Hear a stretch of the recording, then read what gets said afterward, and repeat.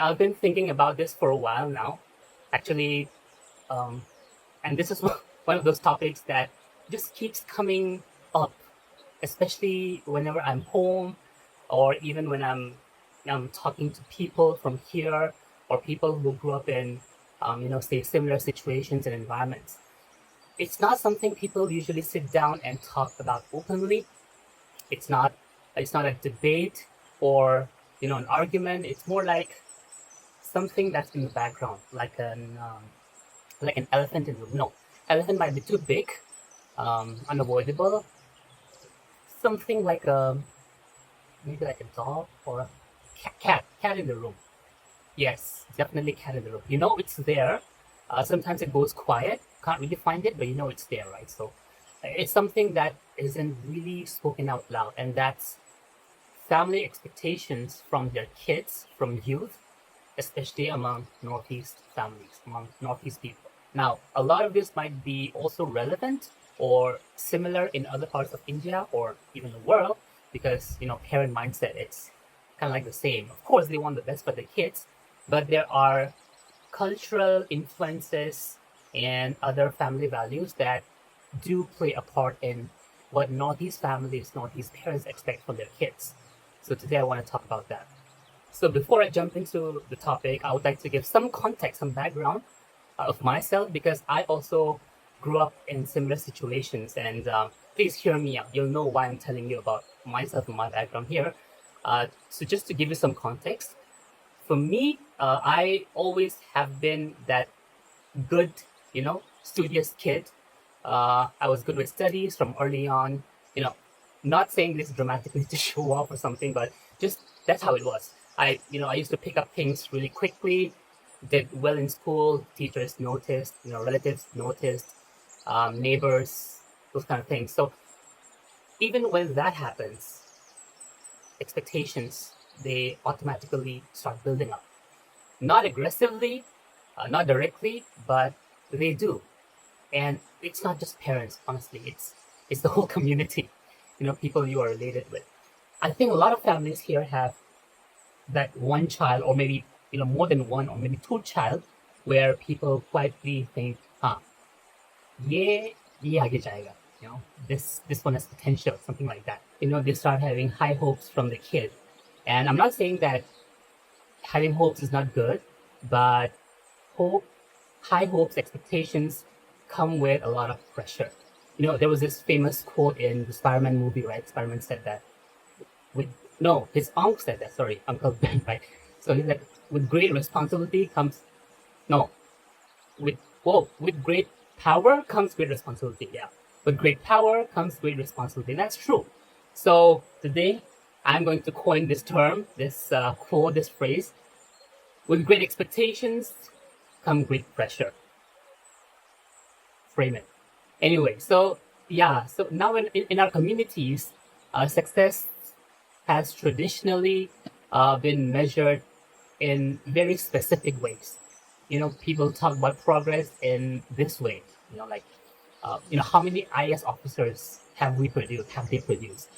How many high-ranking government officials are there? Who cracked which exam? Those kind of things. And this comparison doesn't just happen at family level; it happens between tribes, between communities. Anal, among Anal or Tangkul, they kind of reference to those kind of achievements to, show like a collective progress of the community. A lot of times it's said just casually, with a laugh, almost jokingly, but it carries some weight because these roles, they represent kind of like security, stability, respect, especially among like Northeast communities. It's a proof that the community is going forward.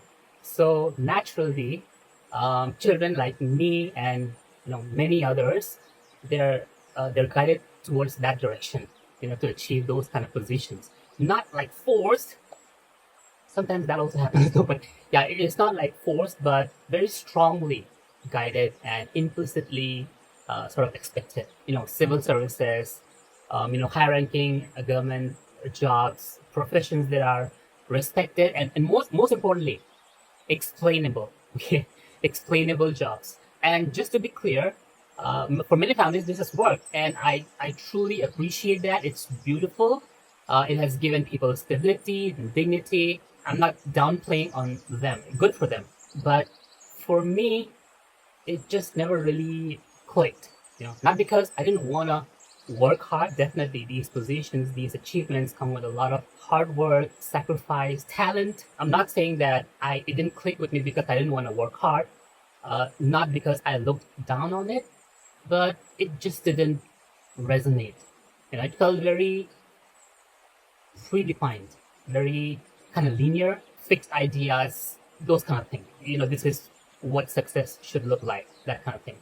And I know I'm not the only one who feels this way. A lot of people today feel the same thing, even if they don't always say it openly. But there's also another reality that we don't talk about often, and that is no matter how smart you are, no matter how hardworking people are, not everyone, most people do not make it through.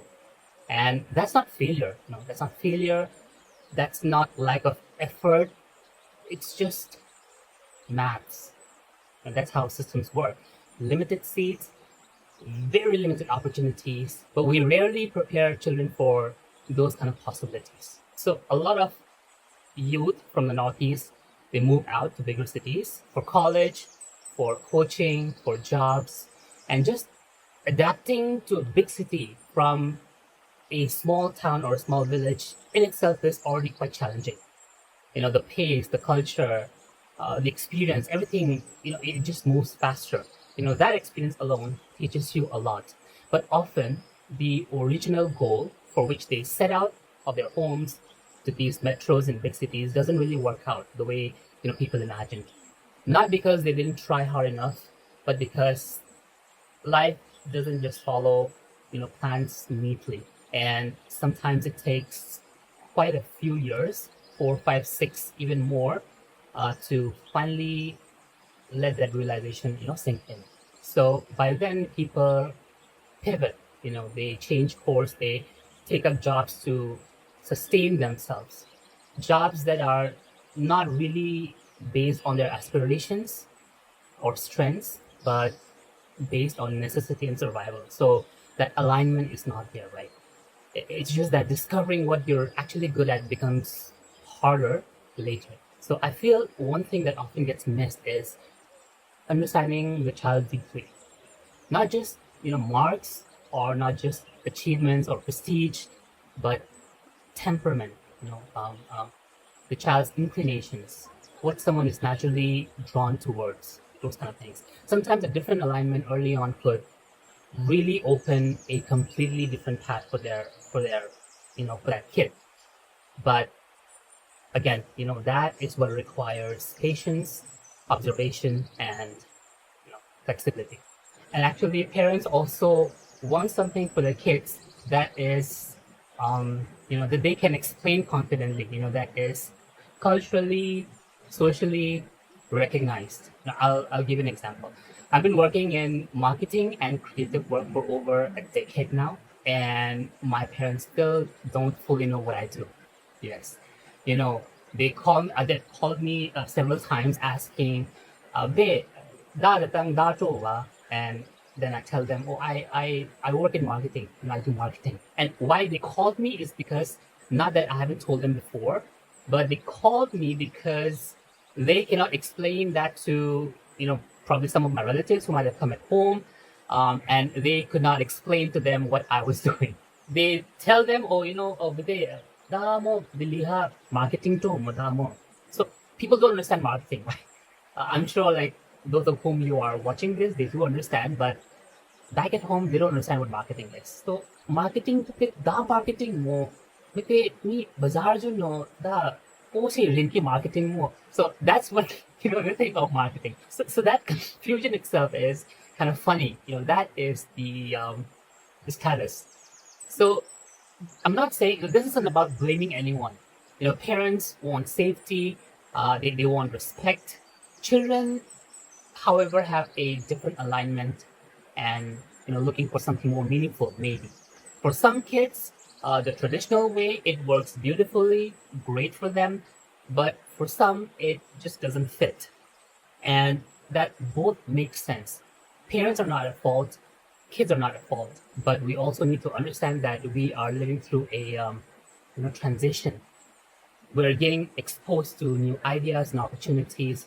Internet is available everywhere. I'm getting 5G here. I'm getting like 200 Mbps 5G here, which is crazy. Because of internet and connectivity, kids are being exposed to, new opportunities, but those opportunities haven't manifested themselves in these places yet. So definitely, there is a transition that we're going through. The world is changing faster than people's expectations, especially our parents and older generations. And maybe this isn't something to fix immediately. You know, I think we need more exposure. There is a lot of understanding that will be required from parents, from families, and but I'm sure that we'll eventually get there, where a lot of Northeast families, Northeast kids will pursue something that they are good at, something that they're passionate about, and turn it into something really meaningful and fulfilling for themselves. Just something to notice. So that's all the thought I have for today. Until next time, take care. Catch you in the next one.